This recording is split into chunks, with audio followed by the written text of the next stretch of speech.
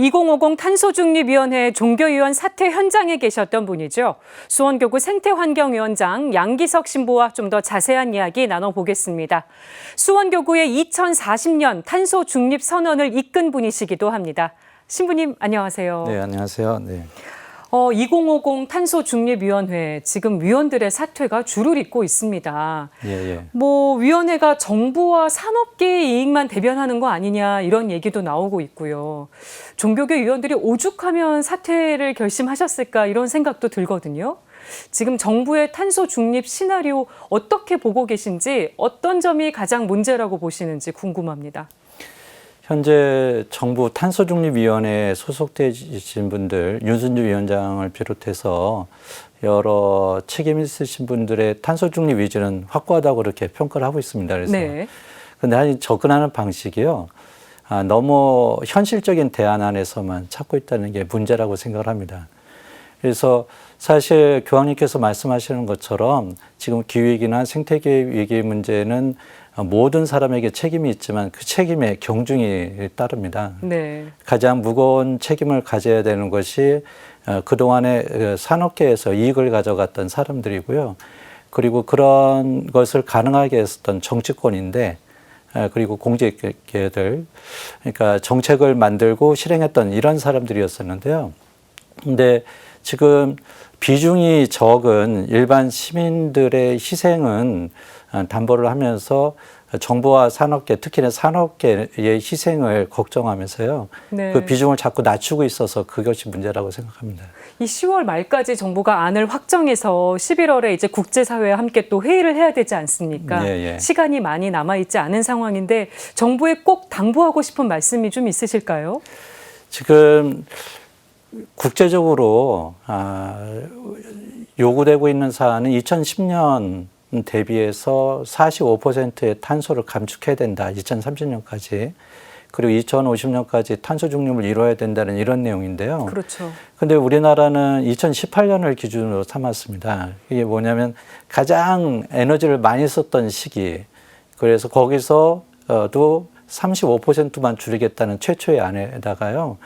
요즘은 시민사회에서의 여러 반향 때문에 40%까지 상향하겠다고 그러긴 하는데 실제로는 2018년 기준이라면 50% 이상을 줄여야 되는 것이 국제 기준에 맞다고 볼 수 있습니다. 네. 근데 이런 식으로 하게 되면 결국 2050년이 돼도 탄소 중립을 이룰 수 없다는 것이 일반적인 견해입니다. 더 정부가 가열차게 탄소 중립을 추진해야 될 걸로 그렇게 여겨지는 상황이네요. 네, 수원교구 얘기도 좀 해보겠습니다. 전국 교구 중에 최초로 2040년까지 탄소 중립 달성하겠다고 선언을 했습니다. 정부보다 10년이나 빠른 거여서 굉장히 주목을 많이 받았는데요. 교구 차원에서 이렇게 탄소 중립 추진을 선언하신 배경 듣고 싶습니다. 제가 처음에 교구장 추기님께서도 이렇게 이 에너지 전환과 기후위기에 대응해야 된다는 이런 의지를 여러 차례 표명하신 적이 있으시고요. 그리고 점차 가면할수록 국가 차원에서도 그렇고 전 세계적인 이런 흐름도 그렇고 우리 교회도 이 안에서 좀 더 선도적인 적극적인 역할을 좀 했으면 좋겠습니다라고 하는 건의를 드렸었고요. 그런 과정에서 나왔던 5월 달부터 준비를 했었는데 그런 과정에서 새롭게 8월에 국제기구에서 발표된 IPCC에서 발표된 그 보고서에 의하면 우리가 생각했던 것보다 온실화가 심각하다. 그리고 또 가속화되어서 2040년 우리가 2050년으로 잡았던 그 한계점이 2040년쯤으로 10년 정도 앞당겨질 것이다라고는 이런 예측이 나왔습니다.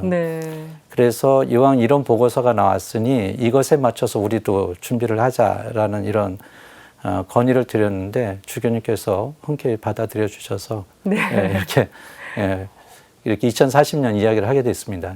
이게 전국 교구 중에 처음 있는 일이다 보니 아무래도 교구 차원에서 제안을 이렇게 안에서 내부적으로 반응이 어떠셨을지도 궁금해요. 코로나 때문에 충분하게 우리 사제단과 교우 공동체에다가 설명할 시간적인 여유가 없었습니다. 이렇게 환경이 안 됐었고요. 여러 가지 준비, 그동안은 참여발서 회칙 발표 이후에 여러 인식의 틀은 좀 넓어지고 확장된 건 사실이긴 하지만 탄소 중립 개념이나 뭐 에너지 전환을 어떻게 해야 되는지 그리고 각자가 어떤 책임을 져야 되는지 이런 것에 대해서는 좀 아직까지도 좀 미지수인 거죠, 이렇게. 그래서 지금 앞으로도 그런 것들을 좀 교구 사재단과 우리 공동체 신자들에게 설명하는 시간들을 좀 준비하는 과정으로 가져야 될 계획이고요. 그리고 이후에 벌써 여러 본당과 사제들이 이런 에너지 전환 관련돼서 어떻게 해야 되느냐는 이런 문의들을 하고 있기도 하고 그리고 다른 교구에서도 의지를 갖고 한번 실행해 보겠다 그러면서 정보를 좀 교환하기를 요청하는 곳도 있었었습니다. 그렇군요. 예. 이 탄소 중립 선언이 더 확산이 되면 더 도움이 많이 될 것 같습니다. 예, 예. 네. 정부도 더 자극이 될 것 같고요. 예. 이 시민들의 역할이 그저 그냥 좋은 것들을 먼저 하는 것보다도요, 행동하면서 정부에게 정책을 압박할 수 있는 이런 방안도 되기 때문에 우리 교회 역할이 크다고 생각합니다. 네, 수원교구의 탄소 중립 선언이 2040년을 목표로 하고 있기 때문에 지금 20년도 채 남지 않았습니다. 구체적으로 어떻게 달성하실 계획이신지도 궁금한데 듣기로는 생활 실천 또 친환경 에너지 발전에 힘쓰고 계시다고 들었거든요. 예, 예. 어떻게 추진할 계획이십니까? 교황청도 2050년 탄소 중립을 선언하셨습니다. 그러니까 벌써 작년에 먼저 선언을 하셨고요.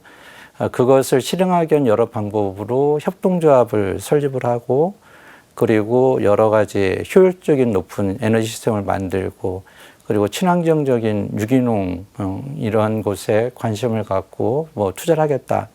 그리고 접근하겠다는 이런 내용들을 발표를 하셨어요. 네. 저희 교구도 뭐 비슷합니다. 그래서 일단은 정부가 갖고 있는 에너지 전환 정책들을 본당에 잘 적용할 수 있도록 안내하고 또 이렇게 이끌도록 노력을 할 계획이고요. 그래서 부족한 부분들은요, 협동조합을 구성을 해서 교구 안 혹은 바깥에 있는 우리 경기도 안에 있는 그런 유유부지에 태양광 발전소를 설치해서 우리가 사용하는 전기만큼은 그런 친환경 에너지인 태양광 발전소를 통해서 생산해내겠다는 이런 측면으로 접근을 하고 있습니다. 네. 그리고 더불어서 건물 효율성을 높이는 것을 신축 단계부터 적용할 계획이고요. 네. 그리고 리모델링 시에도 보다 더 적극적으로 그런 패시브 하우스 개념들을 도입할 수 있도록 그렇게 안내할 계획입니다. 인프라 차원에서 아예 정말 지구를 살릴 수 있는 고민을 한다면 더 효과가 클 것 같습니다. 예, 예. 네. 그리고 오늘 텀블러 들고 다니시는 모습도 인상적이었습니다. 네, 알겠습니다. 지금까지 수원교구 생태환경위원장 양기석 신부와 탄소 중립에 대한 이야기 나눠봤습니다. 신부님 오늘 말씀 고맙습니다. 예, 고맙습니다.